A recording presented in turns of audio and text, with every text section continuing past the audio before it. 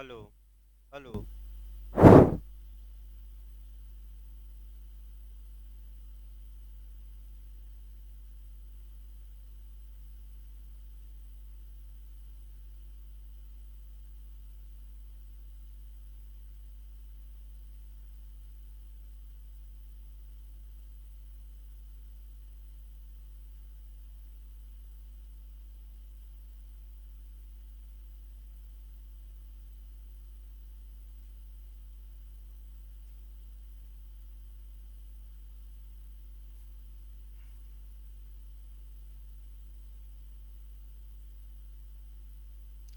देखिए, पहले आईपीसी चलेगी, इसके बाद एविडेंस चलेगा सेकंड पीरियड में।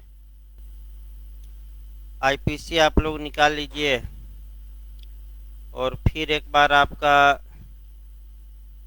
जो सेक्शन आपका पढ़ाया जाएगा, एक बार फिर आपका 74 हम पढ़ा रहे हैं। कई लोगों ने कहा कि एक बार और समझा दिया जाए, तो आपका सेक्शन 74 फिर एक बार हम बता रहे हैं, तब आगे बढ़ा जाएगा। देखिए, 74 में आपका एकांत परिरोध की अवधि दी गई है। अवधि यानी कि समय।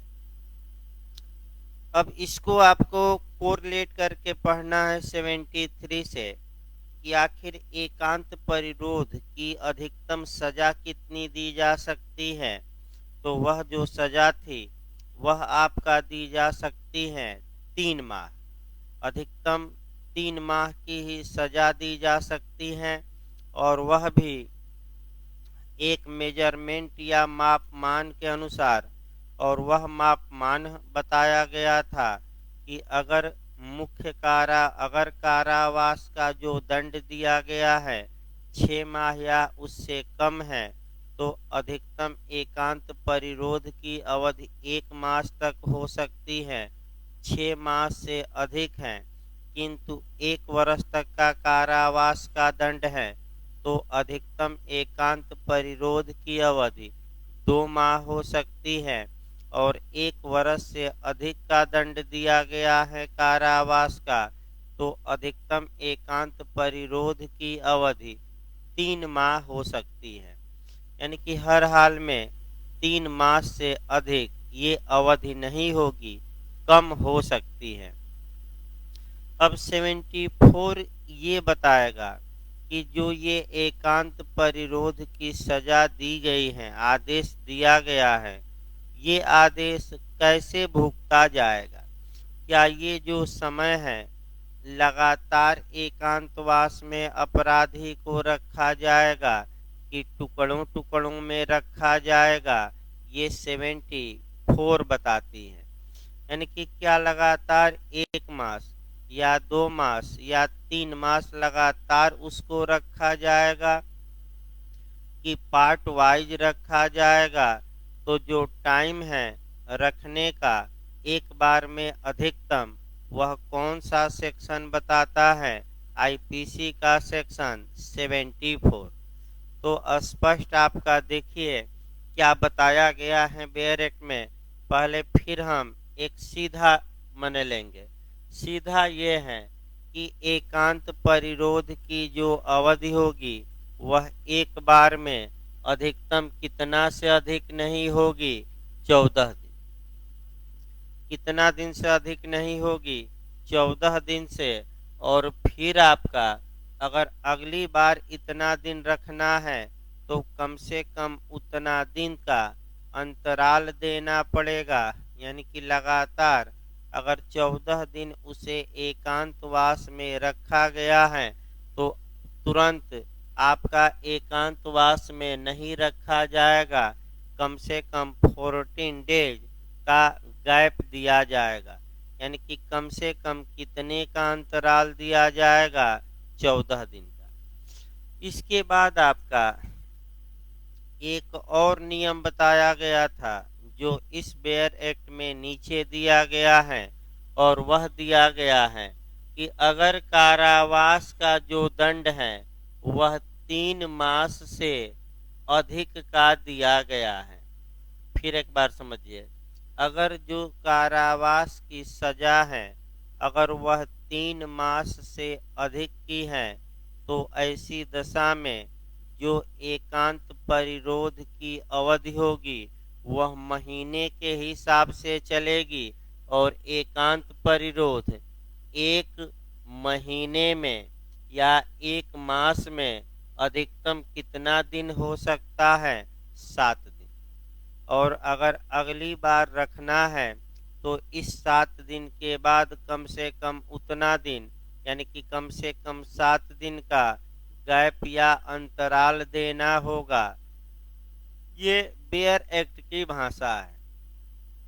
अब इस बेयर एक्ट की भाषा को आपका जो लिखा गया है सबसे पहले हम नीचे से उठाकर पढ़ते हैं और कुछ इसमें क्लू निकालते हैं। देखिए ध्यान से भाई, नीचे से पढ़िए। पहले नीचे से ये पढ़ना है कि अगर कारावास का दंड दिया गया है और वह कारावास का जो दंड है 3 मास से अधिक है तो ऐसी दशा में अपराधी को 1 महीने में अधिकतम 7 दिन तक के लिए एकांत परिरोध में रखा जा सकता है। यानी कि 3 मास से अधिक सजा है तो अधिक 1 महीने वाइज चलेगा और 1 महीने में कितना दिन उसे एकांतवास में रखा जा सकता है? अधिकतम 7 दिन। और अगले 7 अगर आगे रखना है पुनः तो कम से कम 7 दिन का गैप दिया जाएगा, मैंने लगातार नहीं। अब दूसरा नियम ये बनाना है कि आखिर ये 14 दिन वाला नियम कब लागू होगा, तो इसी से आप निकालेंगे, ये नहीं कि अलग दिया है। अब थोड़ा अपना दिमाग लगाएंगे और इसी नियम से एक और नियम निकालेंगे कि 1 महीने में 7 दिन का नियम ये तब लागू होता है जबकि जो दंड दिया गया है कारावास का वह 3 मास से अधिक है। तो अब हमें नियम निकाल लेना है कि अगर 3 महीने का दंड दिया गया है या 3 महीने से कितना कम का दिया गया है तब क्या होगा? तब यही कौन सा नियम लागू होगा? 14 दिन का। अब महीना नहीं चलेगा, एक बार में अधिकतम कितना दिन एकांतवास में रखा जा सकता है? 14 दिन। और फिर रखना है तो कम से कम कितने दिन का गैप दिया जाएगा? 14। तो आप नीचे से पढ़ेंगे तो अच्छा रहेगा। फिर हम लास्ट में एक बार बता दें, कई लोग भाई फोन भी किए थे कि एक बार और बता दीजिए।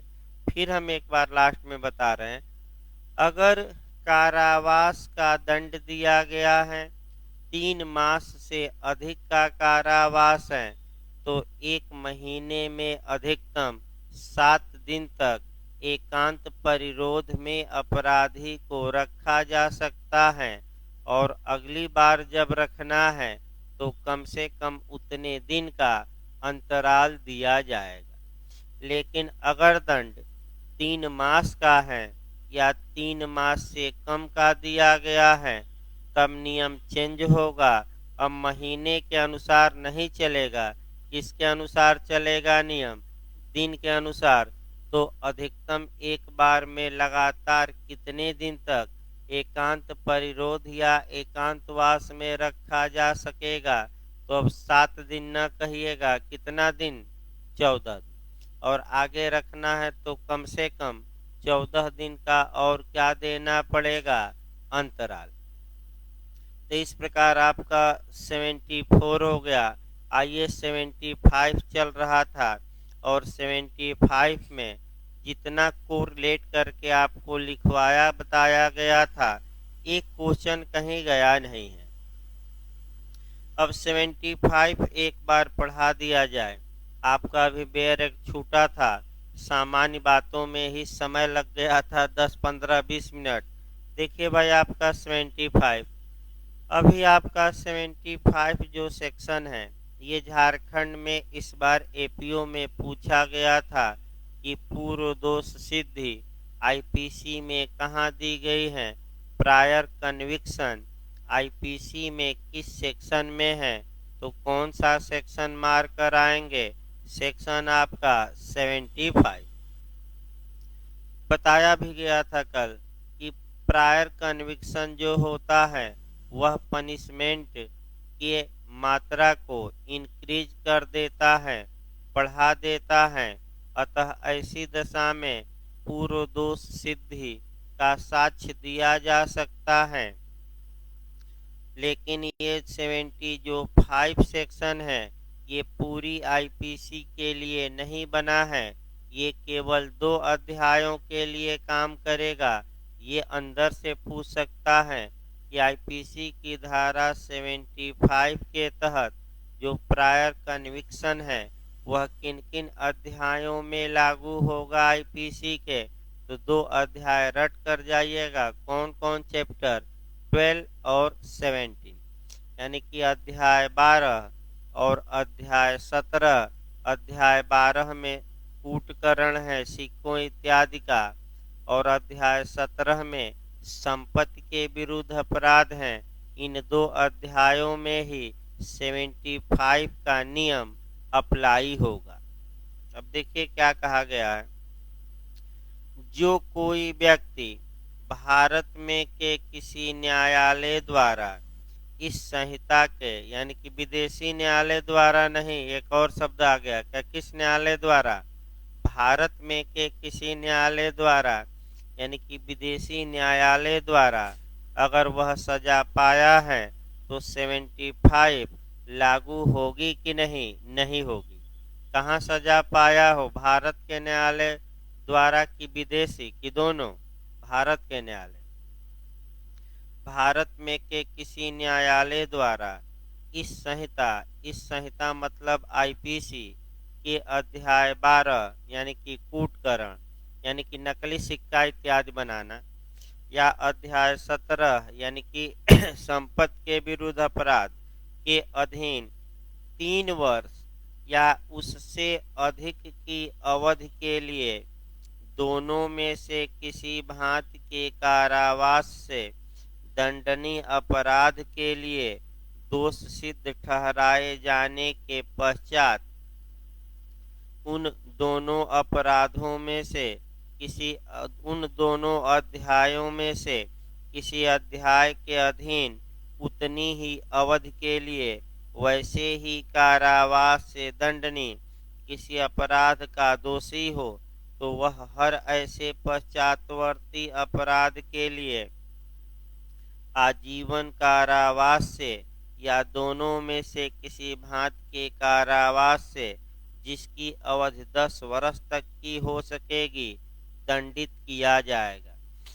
यानी कि इसका मतलब ये हुआ, ध्यान से फिर समझिए, अगर कोई अभियुक्त है और एक बार आपका अध्याय 12 के तहत या अध्याय 17 के तहत किसी अपराध के लिए दंडित किया गया था और जो सजा उसे दी गई थी वह 3 वर्ष या 3 वर्ष से अधिक दी गई थी। फिर एक बार याद रखें, कितनी सजा दी गई हो, 3 वर्ष या 3 वर्ष से अधिक की दी गई हो, और पुनः दोबारा वैसा ही अपराध और उतने ही दंड से दंडनीय अपराध करता है, तो ऐसी दशा में, माने वैसा ही अपराध करता है और उतने ही दंड से दंडनीय अपराध करता है, तो ऐसी दशा में उसकी दंड की मात्रा जब दूसरी बार सजा पाएगा तो बढ़ेगी,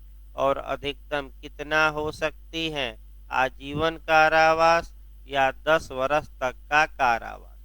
एक उदाहरण देखिए, सही रहेगा। उदाहरण से, एक उदाहरण आपका घर में चोरी के लिए दिखाया जाए, और सबसे अच्छा उदाहरण यही रहेगा, कहाँ चोरी करा दिया जाए, घर में। देखिए, घर में चोरी के लिए जो सेक्शन अप्लाई होगा वह आईपीसी का सेक्शन आपका 380 लागू होगा। इसमें दंड की मात्रा देख लिया जाए, 7 वर्ष का कारावास और जुर्माना।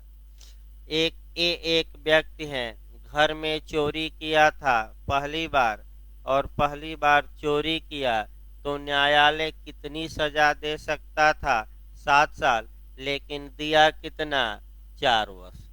चलिए, इन्हें क्या काम किया कि जब जेल से सजा भुगत कर आ गया तो पुनः किसी अन्य के घर में चोरी किया है, और पुनः इस पर कौन सी धारा अप्लाई की गई है? 380। दूसरी बार ये साबित हो गया कि ये घर में चोरी किया है, तो 75 ये बताती है कि जब दूसरी बार ये इसको सजा दी जाएगी तो अब ये देखा जाएगा क्या जो दूसरा अपराध है वैसा ही अपराध है कि भिन्न अपराध है जैसा पहला अपराध था जिसके लिए वह सजा पाया था। तो आप लोग खुद बताइए, जो दूसरा अपराध है वो सेम है कि भिन्न है? सेम है, ये सेम होना चाहिए। अब जितना पहले अपराध में सजा थी उतनी ही सजा होनी चाहिए, तो उतनी ही सजा इस अपराध में है कि भिन्न है? तो उतनी ही सजा है क्योंकि वही धारा लगी है। और तीसरा पॉइंट, पहले अपराध में वह कितने से अधिक सजा पाया हो इसके लिए 3 वर्ष से अधिक। तो अब हमने जो उदाहरण बताया है वह पहली बार घर में चोरी के लिए हमने उसे कितनी सजा दिलवाई है? 4 साल। तो सब कुछ 75। हाँ, और जो ये अपराध है अध्याय 12 या अध्याय 17 में आता है कि नहीं आता है? अध्याय 17 में संपत्ति के विरुद्ध अपराधों में। अतः जब 380 के तहत वह दूसरी बार दोषी होगा और दूसरी बार सजा दी जाएगी, तो देखिए आपका सामान्य नियम यह है कि कितनी सजा होगी? 7 साल। लेकिन जब दूसरी बार वह उसी मामले में सजा पाएगा तो 75 तुरंत अप्लाई होगी और दंड की मात्रा एक ही अब दूसरी बार में क्या होगी? बढ़ेगी। और अधिकतम कितना हो सकता है? या 10 वर्ष तक का कारावास। तो देखिए आपका 7 साल दिया जा रहा था, पूर्व दोष सिद्धि हो गई तो दंड की मात्रा क्या हो गई? बढ़ गई। और कितना अधिकतम हो सकती है?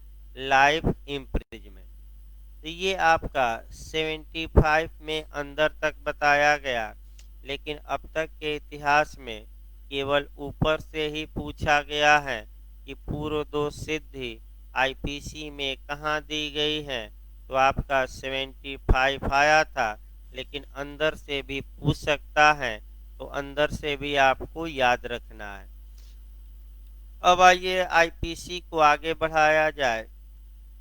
और अब आपका जो आईपीसी के बारे में चलना है वह अध्याय 4 चलना है।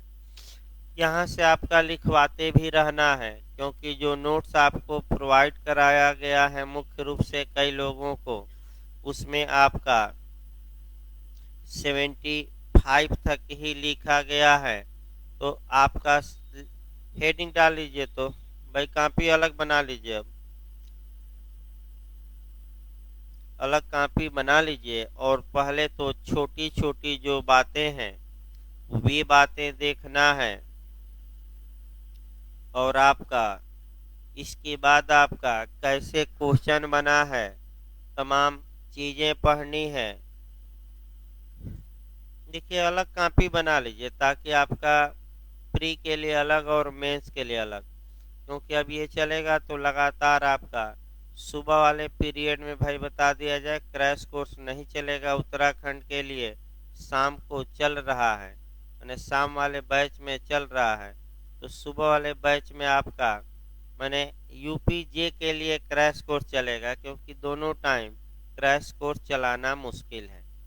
तो शाम को पुराने लोग भी ज़्यादा आता है और सुबह आपका नए लोग आते हैं, तो आराम से सुबह पढ़िए और मुख्य रूप से आपका कुछ तब तक निपट ही जाएगा उत्तराखंड एपीओ तक आते आते, और शाम को क्रैश कोर्स में प्री के लिए पढ़ा दिया जाएगा। अब स्पीड बढ़ा दिया हूँ प्री के लिए भी।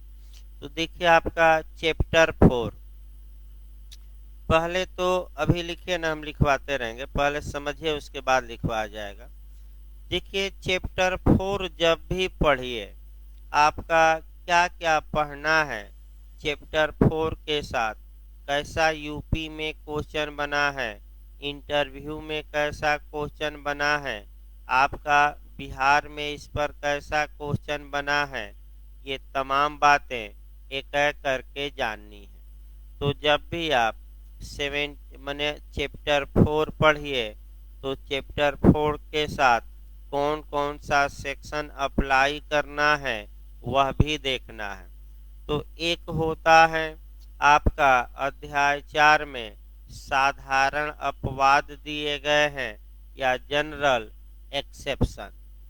तो अध्याय 4 जब भी पढ़िए सबसे पहले इसकी एरिया कवर की जाए और तब इसमें उद्देश्य और तमाम चीजें जो छोटी छोटी इसमें चीजें हैं वह जाननी है शुरुआती दौर में। और देखिए बहुत अच्छा क्वेश्चन आपका झारखंड इत्यादि राज्य इस सामान्य बातों से बनाए हैं।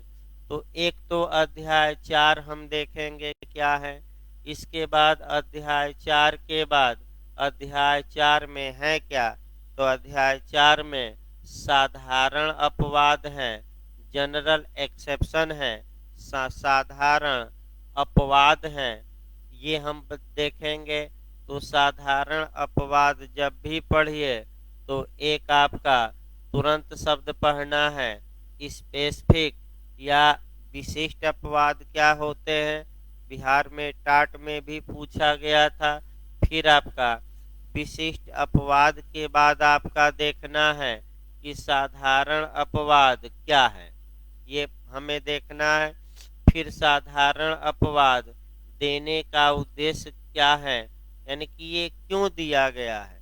फिर आपका यूपी एपीओ में पूछा कि इसमें कितना दंड है, सजा पूछा। फिर आपका सेक्शन पूछ लिया एक बार कि अध्याय 4 किस सेक्शन से किस सेक्शन तक है, तो आपका 76 से लेकर 106 तक है। फिर छत्तीसगढ़ में तोड़कर पूछा गया कि जनरल एक्सेप्शन को कितने पार्ट में डिवाइड किया गया है, तो 2 पार्ट में किया गया है 76 से लेकर 95 और एक 96 से लेकर 106 तक। फिर आपका पूछा गया क्वेश्चन कि 2 पार्ट में डिवाइड करने का एम क्या है, उद्देश्य क्या है, क्यों इसे 2 पार्ट में डिवाइड किया गया है और इसका आशय क्या है वो बताया जाएगा। और ये जनरल एक्सेप्शन के लिए जो सेक्शन आपको पढ़ना है, आईपीसी का सेक्शन 6 पढ़ना है, आईपीसी का सेक्शन 40 पढ़ना है, आईपीसी का सेक्शन 41 पढ़ना है, आईपीसी का सेक्शन 42 पढ़ना है और आपका 76 से लेकर 106 तक पढ़ना है।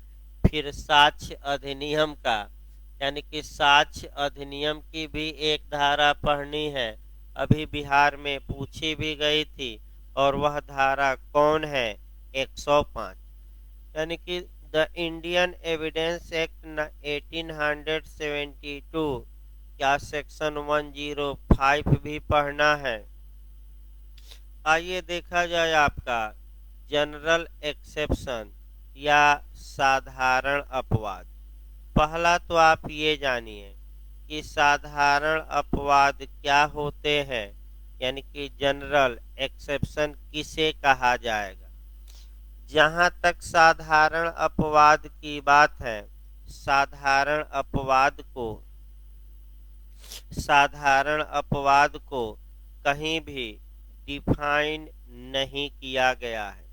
यानी कि अब पूछ ले कि साधारण अपवाद को किस सेक्शन में परिभाषित किया गया है, तो इस शब्द की परिभाषा आईपीसी के किसी भी सेक्शन में नहीं दी गई है। ये नहीं कि मार दीजिएगा 76, कई लोग यहाँ भी भ्रम में आ जाते हैं कि जनरल एक्सेप्शन कहाँ परिभाषित है, तो कहीं परिभाषित नहीं है, तो फिर आपका एक अपनी परिभाषा बनानी पड़ती है कि जनरल एक्सेप्शन क्या होता है।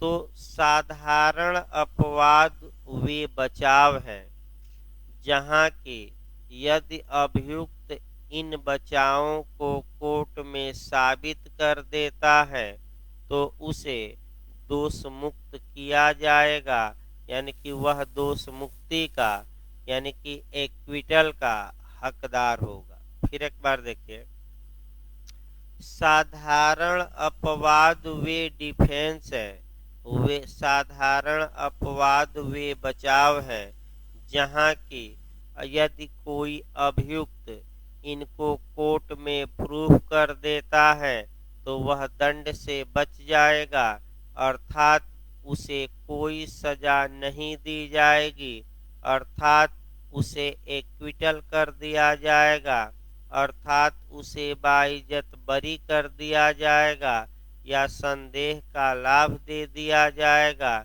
उसे कोई सजा नहीं दी जाएगी। याद रखिए, आखिर साधारण अपवाद क्यों दिए गए, क्यों पढ़ाया जाए, ये तो परिभाषा एक लाइन बताई गई।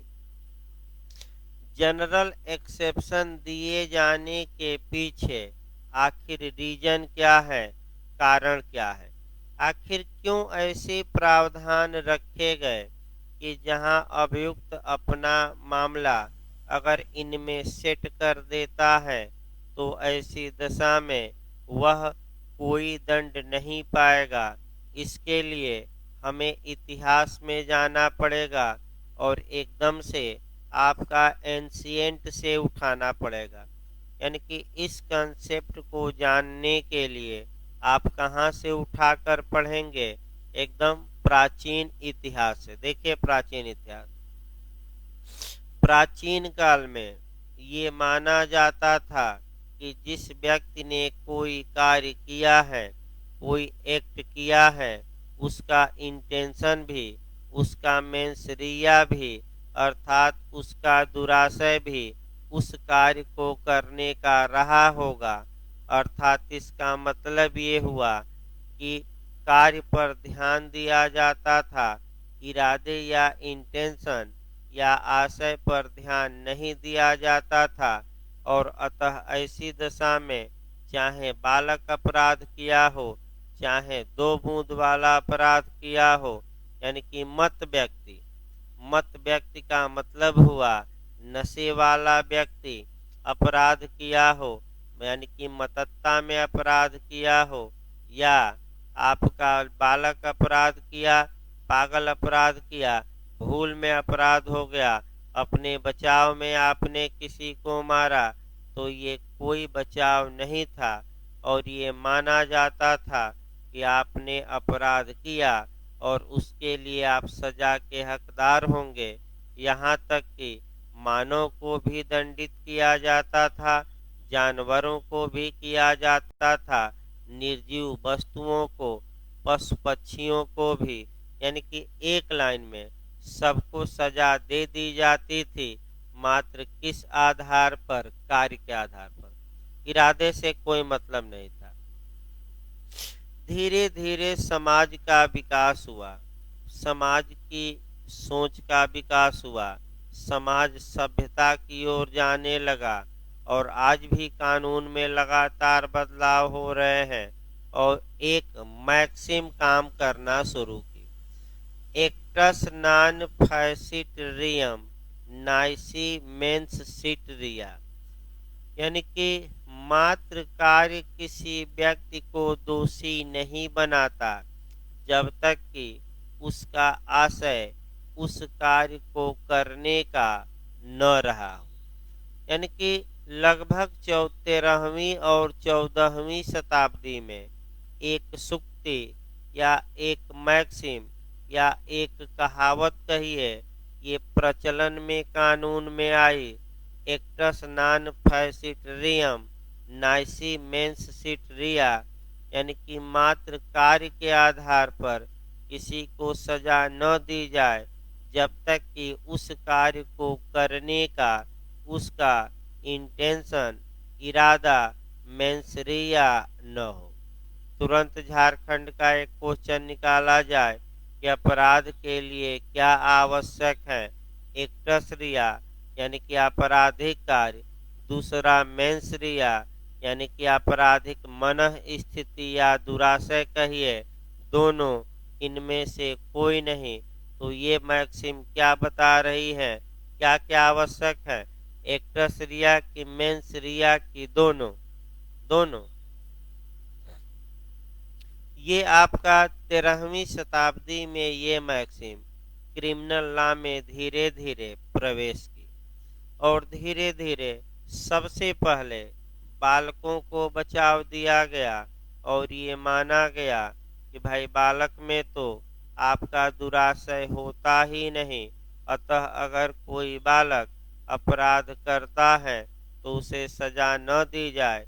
फिर पागल को बचाव दिया गया, फिर तमाम बचाव मान्य किए गए धीरे धीरे, और ये आपका बचाव मान्य किए गए जहाँ की अभियुक्त को दंड नहीं दिया जाता था। इसका मतलब ये हुआ लास्ट में कि जो आपका ये साधारण अपवाद दिए गए हैं, इसका उद्देश्य ये है, आपका क्यों दिए गए हैं, क्योंकि आपका जब कोई अपराध के लिए दो तत्वों का होना आवश्यक है, एक टसरिया और मेंसरिया,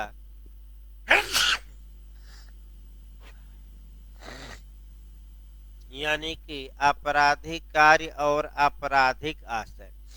तो ये संभव है कि कोई व्यक्ति अपराध तो किया हो लेकिन उसका इरादा, उसका मन, उसका मेंसरिया, उसकी आपराधिक मनः स्थिति या उसका दुराशय, उसकी इच्छा उस कार्य को करने की न हो। अतः ऐसी दशा में आशय न होने के कारण मात्र कार्य के लिए व्यक्ति को सजा न दी जाए। हो सकता है भूलवश कार्य हो गया हो सकता है पागलपन में कार्य हो गया हो सकता है कि नशे में कार्य हो गया हो सकता है कि दुर्घटना हो गई हो। तो ऐसी दशा में कानूनन ये उचित नहीं होगा कि इन सब कार्यों के लिए व्यक्ति को दंडित किया जाए। अतः सामान्य अपवाद बनाने का आशय ये था कि व्यक्ति कभी काल अन्य मने कह सकते हैं कि दुर्घटनावश, भूलवश, पागलपनवश भी अपराध कर देता है। अतः ऐसी दशा में उसका इरादा नहीं होता, और जब इरादा नहीं है तो ऐसे व्यक्ति को दंडित न किया जाए। ये जनरल एक्सेप्शन का क्या है, आपका मने आधार है, क्यों ऐसा बनाया गया। अगला देखा जब है आपका अपवाद दो प्रकार के होते हैं, एक आपका जनरल एक्सेप्शन, एक स्पेसिफिक एक्सेप्शन, यानी कि एक साधारण अपवाद और एक विशिष्ट अपवाद। यहाँ भी क्वेश्चन आपका बनता है और सतर्क होकर इसको समझना है। यहाँ से आपका बिहार ने अच्छा क्वेश्चन टाट या अपकृत में भी बना रखा है, उसको भी हम कोरिलेट करेंगे। लेकिन पहले तो आपका जनरल एक्सेप्शन और स्पेसिफिक एक्सेप्शन समझिए। जनरल एक्सेप्शन या साधारण अपवाद वे बचाव होते हैं जिन्हें किसी अभियुक्त द्वारा सभी अपराधों में प्रयोग किया जा सकता है, यानी कि सभी अपराधों में अभियुक्त उन अपवादों का बचाव ले सकता है। और अगर अभियुक्त साबित कर दिया कि हमारा मामला साधारण अपवाद में आता है, तो कानूनन उसे कोई दंड नहीं दिया जाएगा, क्योंकि ये दंड वाली धाराएं नहीं है। पूछा गया एपीओ में ये बचाव है कि दंड है, तो बचाव है, सजा न दिलवा दीजिएगा। अभी सेक्शन जोड़ा जाएगा, इतना आसान नहीं है आपका। काफी महत्वपूर्ण ये चैप्टर चल रहा है। देखिए फिर एक बार भाई, आपका ये जनरल एक्सेप्शन इसे कहा जाता है। तो साधारण अपवाद को किन अपराधों में बचाव के रूप में प्रस्तुत कर सकते हैं, इसको हम सेक्शन वाइज बताएंगे, केस वाइज बताएंगे, लेकिन दिमाग में याद रखिए सभी अपराधों में। लेकिन जो विशिष्ट अपवाद होते हैं या आपका विशिष्ट का स्पेसिफिक जो एक्सेप्शन होते हैं, उनका जो बचाव होगा अभियुक्त सभी अपराधों में नहीं ले सकता, केवल उन अपराधों में ले सकता है जिन अपराधों का वे अपवाद होते हैं। तो साधारण अपवाद का बचाव सभी अपराधों में, जबकि विशिष्ट अपवाद का बचाव सभी अपराधों में न लेकर केवल किन अपराधों में लिया जाता है जिन अपराधों का वे क्या है, ये माने अपवाद है। आइए देखा जाए, दो उदाहरण मैं बता रहा हूँ।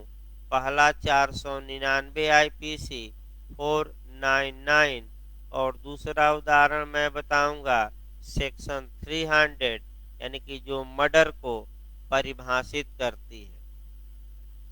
देखिए पहले आईपीसी की धारा 499 अभी पूछा भी गया था बिहार में भी एपीओ में कि आईपीसी की धारा 499 में कितने एक्सेप्शन हैं, तो कितने अपवाद हैं, कई बार तो बता गया है 8 के 10 की 12 10। अब ये अगला क्वेश्चन, ये जो 10 अपवाद 499 में है, ये साधारण अपवाद है कि विशिष्ट अपवाद? विशिष्ट। क्यों विशिष्ट हम कहें? क्योंकि इनका बचाव सभी अपराधों में नहीं लिया जा सकता। तो इनका बचाव केवल किस अपराध में लिया जा सकता है जिसका ये अपवाद है। तो अपवाद किस अपराध के हैं? मानहानि, यानी कि आईपीसी की धारा 499 के अपवाद हैं। तो ये कैसे अपवाद हो गए? विशिष्ट। और इनका बचाव किन अपराधों में लिया जाएगा? सभी में न मार दीजिएगा, किसमें? केवल जिन अपराधों के ये क्या है? अपवाद है। अब अगला क्वेश्चन कि मानहानि के मामले में अभियुक्त कौन कौन बचाव ले सकता है? साधारण अपवाद का बचाव, विशिष्ट अपवाद का बचाव, दोनों, इनमें से कोई नहीं। तो दोनों मार कर आइएगा, क्योंकि 76 से 106 में जो जनरल एक्सेप्शन दिए गए हैं वे तो अमूमन सभी अपराधों में क्या लिए जाएंगे? बचाव। भाई वे तो सभी अपराधों में बचाव के रूप में मान्य है और सभी अपराधों में बचाव लिया जा सकता है। तो अगर पूछ ले कि मानहानि के मामलों में कौन से डिफेंस ले सकता है अभियुक्त, तो आपका साधारण अपवाद का, विशिष्ट अपवाद का, दोनों का, इनमें से कोई नहीं। तो क्या मार कर अब आएंगे? दोनों। क्यों दोनों? क्योंकि साधारण में तो सभी आ जाएंगे और विशिष्ट में केवल 499, तो वैसे ही दोनों हो ही गया। अब आइए आपका 300 का एक उदाहरण देखा जाए। सेक्शन जहां तक 300 की बात है, मर्डर या हत्या को आपका परिभाषित किया गया है कि कब कहा जाएगा, यानी कि कब कहा जाएगा कि किसी व्यक्ति ने मर्डर किया है। इस बात को परिभाषित कहाँ किया गया है? सेक्शन 300 में। सेक्शन 300 में आपका 5 एक्सेप्शन है। तो फिर दिमाग लगाइए, ये जो 5 एक्सेप्शन या अपवाद या बचाव अपवाद है, आप बताइए ये साधारण अपवाद हैं कि विशिष्ट? विशिष्ट। इनका बचाव किस अपराध में पांचों का लिया जा सकता है? केवल हत्या के अपराध में कि सभी अपराधों में? केवल और केवल हत्या। तो अब पूछेगा कि हत्या के अपराध में कौन से बचाव लिए जा सकते हैं? तो जनरल जो 76 से 106 है, ये तो सभी अपराधों में लिए जाएंगे, ये तो सामान्य है। और एक 300 में कितने एक्सेप्शन है? 5। तो दोनों बचाव कौन ले सकता है? अभियुक्त ले सकता है। और इसको साबित करने का भार भी किस पर होगा? अभियुक्त पर। हम बताएंगे अभी एविडेंस। अब आइए आपका आगे बढ़ा जाए। अगला जो आपको कोरिलेट करना है वह आपका पहला कोरिलेशन होगा आपका सेक्शन 6 और अध्याय 4 का। फिर एक बार समझिए, यहाँ से आपका इंटरव्यू में भी क्वेश्चन बना है कि सेक्शन 6 और अध्याय 4 का अब कोरिलेशन होगा। देखिए, पहला जो पूछा जाता है कि अध्याय 4 की कुंजी कौन सा सेक्शन है, यानी कि अध्याय 4 के राज को कौन सा धारा खोल देती है कि कौन सी धारा है? तो सेक्शन 6 मारकर आइएगा, यानी कि धारा 6 को अध्याय 4 यानी कि धारा 76 से लेकर 106 तक की कुंजी कहा जाता है। अब क्यों कुंजी कहा जाता है, अभी हम सेक्शन पर आएंगे तब बताएंगे। पहले सामान्य बातें जितनी हैं हो जाए और तब एक साथ सेक्शन वाइज हम शुरू करें। आपका अगला क्वेश्चन ये बनता है कि अपराध की परिभाषाओं को कौन सा चैप्टर कंट्रोल करता है, नियंत्रित करता है? तो अपराध की परिभाषाओं को अध्याय 4 में दिए गए सेक्शन 76 से लेकर 106 तक के प्रावधान नियंत्रित करते हैं, कंट्रोल करते हैं। तो कैसे कंट्रोल करते हैं? तो कंट्रोल इस आधार पर करते हैं कि अगर किसी व्यक्ति ने अपराध किया है और वह यदि अभियुक्त अपना मामला 76 से लेकर 106 तक में कहीं ला देता है तो वह दंड का भागी न होकर बचाव का हकदार होगा। अतः 76 से लेकर 106 तक की धाराएं सभी अपराधों पर नकेल कसती हैं। नकेल कसती है का मतलब कि सभी अपराधों की परिभाषाओं को क्या करती है? नियंत्रित। अनियंत्रित नहीं बल्कि क्या करती है? कंट्रोल। अब आइए बंटवारा किया जाए पहले, और यहाँ से भी अच्छा क्वेश्चन बनता है। कई राज्यों में आपका क्वेश्चन बना है। देखिए, जनरल एक्सेप्शन को आपका 2 भागों में बांटा गया है, यानी कि जनरल एक्सेप्शन को अध्याय 4 में जो दी गई है धाराएं 76 से लेकर 106 तक, इसको कितने पार्ट में बांटा गया है? आईपीसी में 2 पार्ट। पहला है आपका सामान्य बचाव, यानी कि पहला क्या है? सामान्य बचाव। पहला है सामान्य बचाव 76 से लेकर 95 तक। और दूसरा जो ग्रुप बनाया गया है प्राइवेट डिफेंस या व्यक्तिगत प्रतिरक्षा या आत्मरक्षा या सेल्फ डिफेंस, यानी कि प्राइवेट डिफेंस या हिंदी में व्यक्तिगत प्रतिरक्षा का नाम दिया गया है। और वह जो सेक्शन है 96 से लेकर 106 तक। पहले तो बंटवारा भी कर लीजिए, कितने ग्रुपों में जनरल एक्सेप्शन को बांटा गया है? तो कितने ग्रुप में? 2। पहला ग्रुप कौन है? आपका माने सामान्य बचाव। ये कहां से कहां तक है? 76 से लेकर 95 तक। और दूसरा ग्रुप कौन है 96 से लेकर 106 तक, और इसमें क्या है प्राइवेट डिफेंस या व्यक्तिगत प्रतिरक्षा। अब आगे इसके बढ़ा जाए। अब जो आपका है कि प्राइवेट डिफेंस कुल कितने सेक्शनों में समाहित है। अब नया क्वेश्चन आजकल आ रहा है कितने सेक्शन है, तो आप 76 से लेकर 106 तक कम से कम गिनेंगे। तो अब सेक्शन याद रखिए ये कुल कितने सेक्शनों में समाहित है, तो 31। कितनी धाराओं में आपका ये कितनी धाराओं में जनरल एक्सेप्शन समाहित है पूरा, तो आपका जवाब रहेगा 31, यानी कि कुल 31 धाराओं में। अगला क्वेश्चन ये बना कि सामान्य बचाव कितनी धाराओं में है, 20 धाराओं में, और प्राइवेट प्रतिरक्षा कितनी धाराओं में, 11। तो 20 11 कितना हो गया 31। फिर एक बार देखिए क्वेश्चन नया है।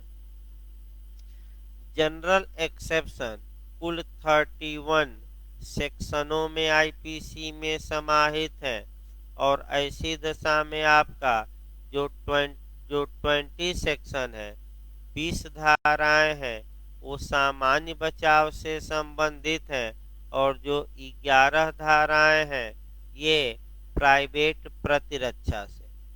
ये याद रखना है। फिर अब अगला क्वेश्चन जो काफी अच्छा क्वेश्चन बनता है वही आपको ध्यान में रखना है और अच्छे से समझना है। अब देखिए आपका जो अगला क्वेश्चन बनता है कि जो ये 76 से लेकर और 95 तक में जो सामान्य बचाव दिए गए हैं इसमें बचाव का बेस क्या है, आधार क्या है, यानी कि किस बेस पर किस आधार पर अभियुक्त को सजा न देकर उसे बाइज्जत बरी कर दिया जाता है, तो इसका आधार ये क्षम्य प्रतिरक्षाएं हैं। याद रखिए ये कैसी प्रतिरक्षाएं हैं, क्षम्य। पहला याद रखिए क्षम्य प्रतिरक्षाओं का मतलब क्या हुआ। अब ये समझिए क्षम्य प्रतिरक्षाओं का मतलब ये हुआ कि अभियुक्त को क्षमा कर दिया जाता है। तो क्यों क्षमा किया जाता है वही टेक्निकल क्वेश्चन याद करना है। देखिए फिर एक बार मैक्सिम फिर हम बता रहे हैं अच्छे से। एक्टस नॉन फैसिट रियम नाइसी मेंस सिट रिया, यानी कि अपराध के लिए दो चीजें आवश्यक हैं। पहला एक्टस रिया यानी कि आपराधिक कार्य, और दूसरा मेंस रिया यानी कि आपराधिक आशय या दुराशय। फिर एक यानी कि अपराध के लिए क्या आवश्यक है, आपराधिक कार्य आवश्यक है कि दुराशय आवश्यक है कि दोनों। दोनों। अब यही आपका क्षमा कराना है दिमाग। तो जो ये 76 से लेकर 95 तक में है व्यक्ति आपराधिक कार्य तो करता है लेकिन उसका क्या नहीं रहता, दुराशय। यानी कि 76 से लेकर और 95 तक में जो डिफेंस का आधार है वह ये है कि दुराशय की अनुपस्थिति, आशय का अभाव, मेंसरिया का न होना, इरादे का न होना, यानी कि आपराधिक मन स्थिति यानी कि आपराधिक मन स्थिति का अभाव। ये याद रखिएगा पूछा जा चुका है कई राज्यों में।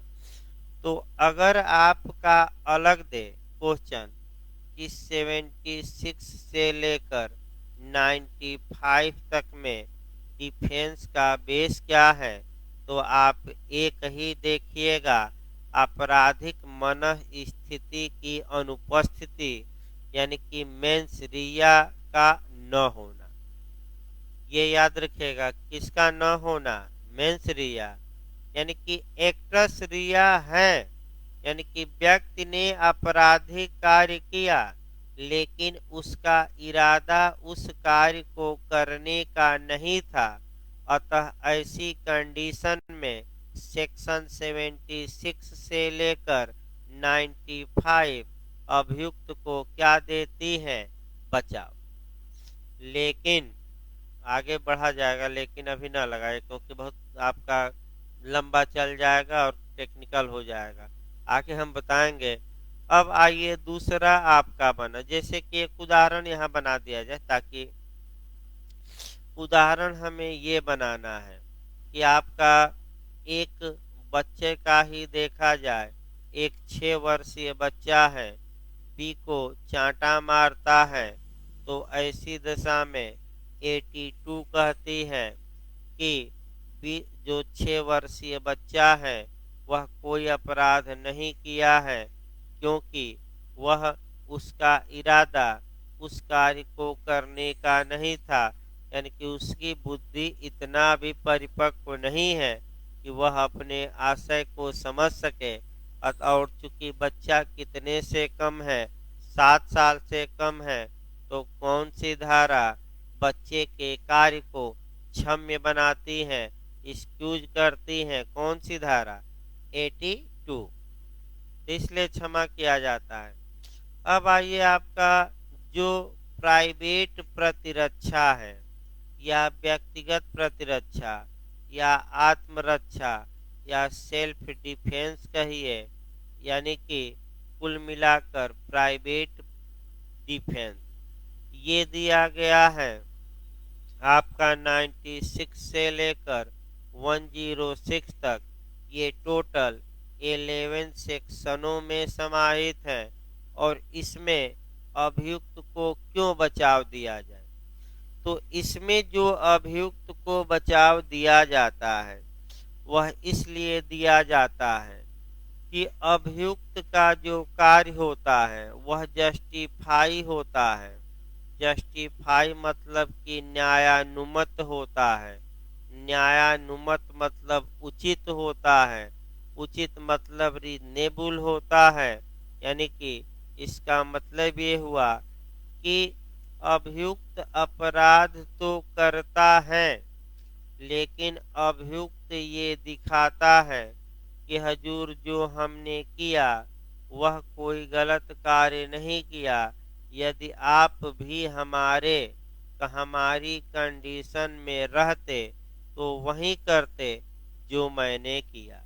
अतः मेरा कार्य क्या है? जस्टिफाई है, न्यायानुमत है, न्यायानुमोद्य है, उचित है, रीजनेबल है, जस्ट है, या युक्त या रीजनेबल है। अतः मुझे सजा न देकर मुझे क्या किया जाए? बचाव दिया जाए।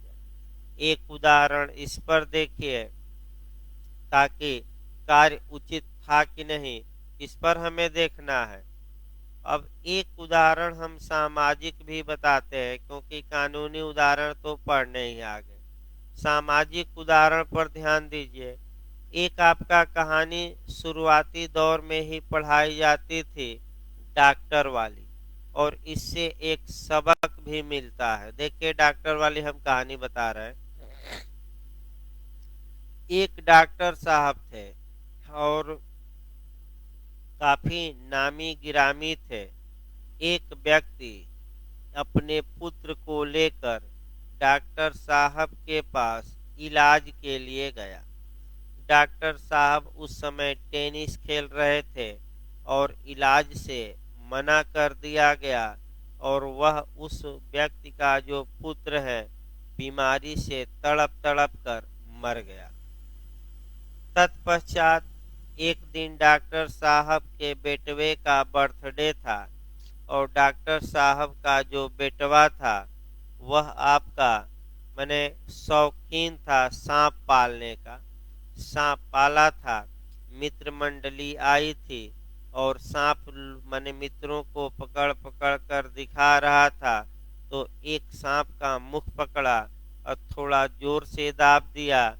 तो जब सांप को ये आशंका हो गई कि लग रहा है कि मेरा मालिक मुंह दबाकर क्या करेगा, मुझे मार देगा, तो जैसे ही हाथ डॉक्टर साहब के बेटवा ने ढीला किया, सांप ने तुरंत हाथ में क्या किया, डस लिया। अब आपका जो आपका रौनक थी मातम में बदल गई और तत्पश्चात डॉक्टर साहब का बेटवा अब बेहोश हो गया और झाड़ फूक शुरू हो गई, दवा दारू यानी कि दवा दारू यानी कि शुरू हो गई, यानी कि दवा भी यानी कि आपका माने ऊपर से इलाज नीचे से इलाज, नीचे से माने दवा और ऊपर से मतलब झाड़ फूक होता है। देखिए उसको क्या बोलते हैं, दवा दुआ। दवा भी शुरू हो गई और क्या हो गई, दुआ भी। अब कई घंटे तक आपका उसको होश नहीं आया और जिस जिस व्यक्ति ने अपने पुत्र जो व्यक्ति अपने पुत्र का इलाज करने आया था, उस व्यक्ति को लोगों ने बताया कि डॉक्टर साहब के बेटवे के ऐसी ऐसी हाल है, मातम छाया है, अब आपका वो जिंदा नहीं बचेगा। तो उस व्यक्ति की पत्नी मन ही मन खुश हो रही थी कि सही हुआ इनके साथ भी, हमारा बेटवा की ये इलाज नहीं किए, तड़प कर हमारा बेटवा मर गया तो इनका भी मर जाए। लेकिन जो पुरुष था वह ये सोच रहा था कि कब हमारी पत्नी सोए और कब हम जाकर उस व्यक्ति को झाड़ फूक करके और सही करें। तत्पश्चात 2-3 बजे रात में वह व्यक्ति अपने घर से निकला, डॉक्टर साहब के घर गया।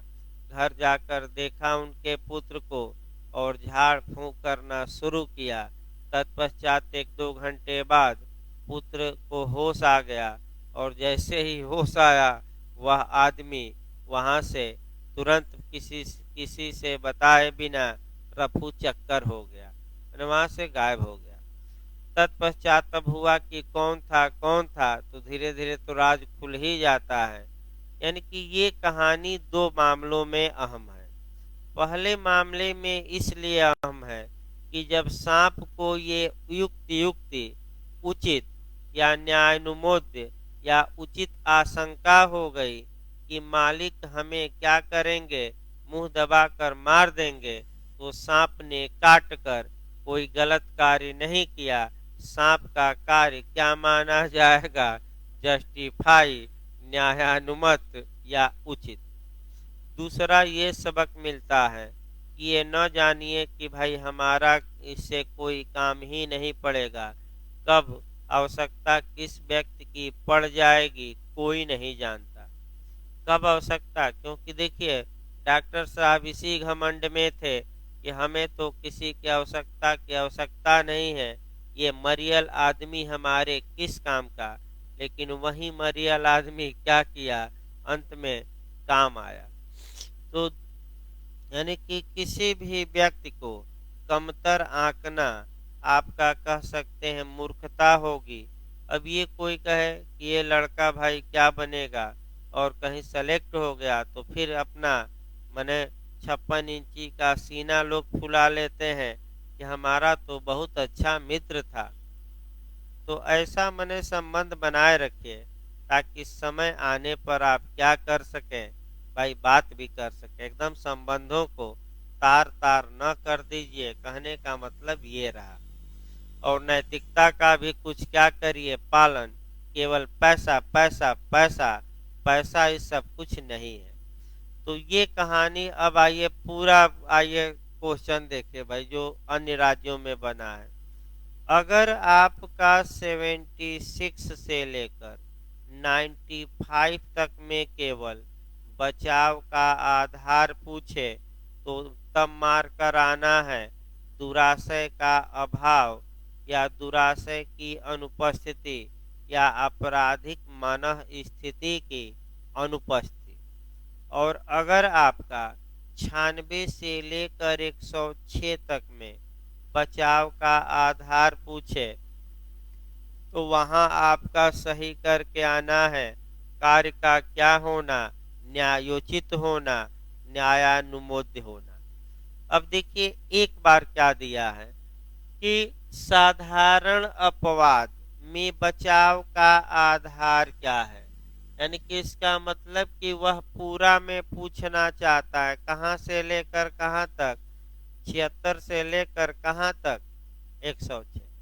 तो अब देखिए ऑप्शन क्या देगा, दुराशय की अनुपस्थिति, दूसरा देगा कार्य की न्यायोचितता माने न्यायानुमोद्य होना, तीसरा देगा दोनों, और चौथा देगा इनमें से कोई नहीं। तो दोनों मार्क कराइए, क्योंकि 76 से 95 दुराशय का न होने के आधार पर बचाव, और 96 से लेकर 106 कार्य के किस आधार पर, उचितता, उचितता मैंने जस्टिफाई, कि हमने वही किया जो हमें करना चाहिए, क्योंकि हमारा कार्य इस कंडीशन में क्या था, उचित। तो सांप जैसे उचित अपना कार्य सिद्ध किया, उसी प्रकार आप भी उचित सिद्ध करिए, लेकिन कानूनी रूप से उचित होना चाहिए। और आपका मामला 96 से लेकर कहाँ तक आना चाहिए, 106। देखिए आगे देखा जाए। अब इसके बाद आपका सेक्शन वाइज अब देखना है, और जब भी सेक्शन वाइज जब आप पढ़िए तो देखिए अब सेक्शन वाइज तोड़ा जाए। अब तो भाई आपका मैंने सामान्य बात है। अब सेक्शन वाइज, और इसी में 2-3 टेक्निकल क्वेश्चन आते हैं। देखिए 2-3 क्वेश्चन बने हैं। पहला सेक्शन हम आपका उठाते हैं 76 से लेकर 106 तो चलता रहेगा, इसके साथ 6 पहले उठाएंगे, फिर आपका 40, फिर 41, और फिर आईपीसी की धारा 42। अब देखिए इसको अच्छे से आपका जो ये जनरल एक्सेप्शन दिए गए हैं, तो सेक्शन 6 इस जनरल एक्सेप्शन की कुंजी कही जाती है। तो क्यों कुंजी कही जाती है, पहले इस पर गौर करिए।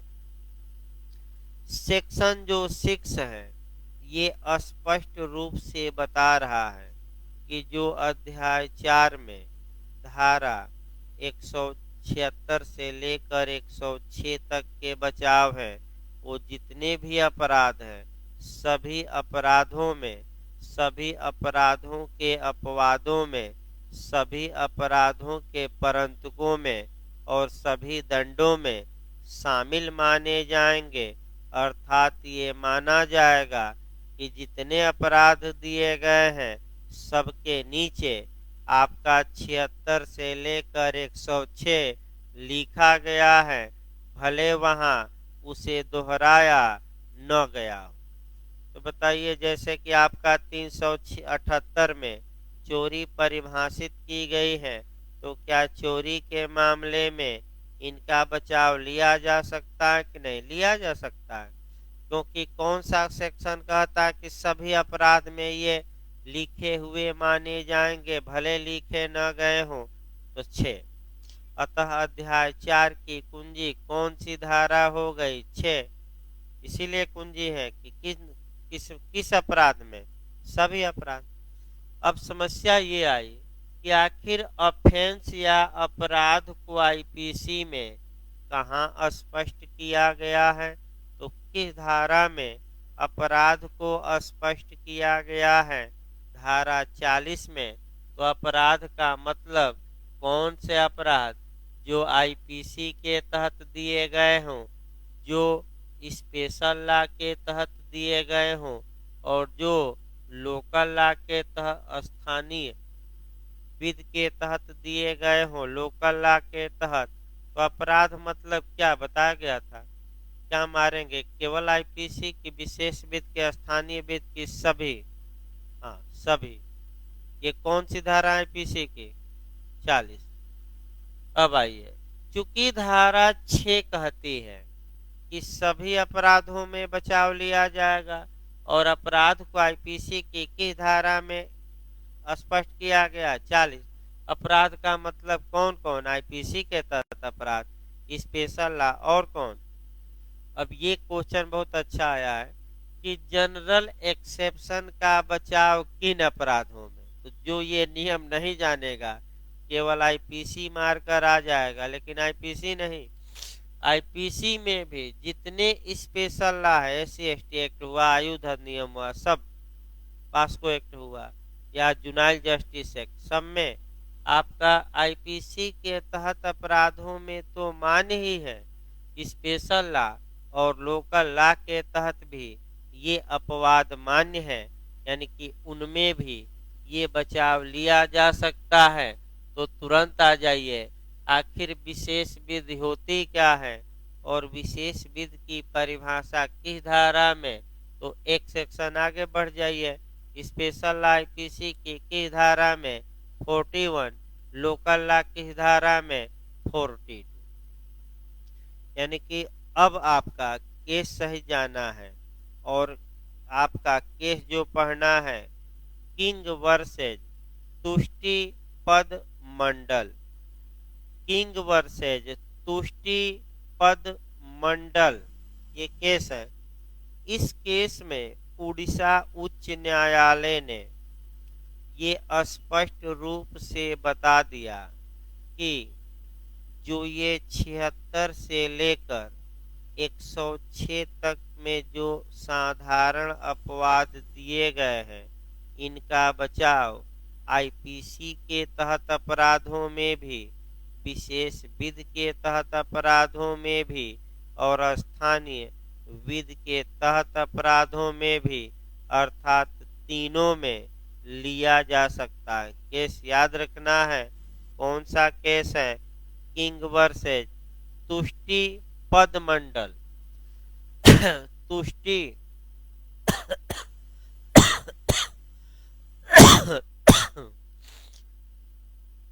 तुष्टि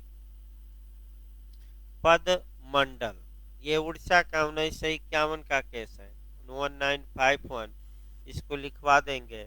अब लास्ट में आपका जो भूमिका में बचा है आपका, वह एविडेंस बचा है और इस बार बिहार में पूछा भी गया था।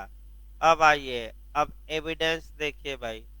भारतीय साक्ष्य अधिनियम की धारा 105 को आपको इस चैप्टर के साथ कोरिलेट करके पढ़ना है।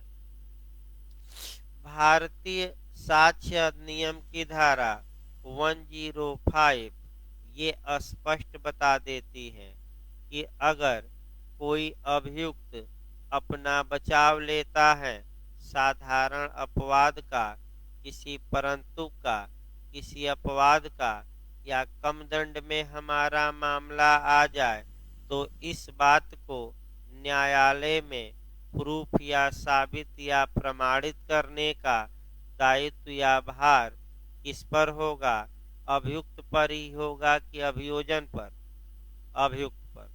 अर्थात जो व्यक्ति ये चाहता है न्यायालय से कि हजूर आप विश्वास करिए कि मैं अभियुक्त हूँ और मेरा मामला 76 से लेकर 106 तक में आता है, तो ये बात प्रूफ न्यायालय में करने का दायित्व किसका होगा, अभियोजन का कि अभियुक्त का।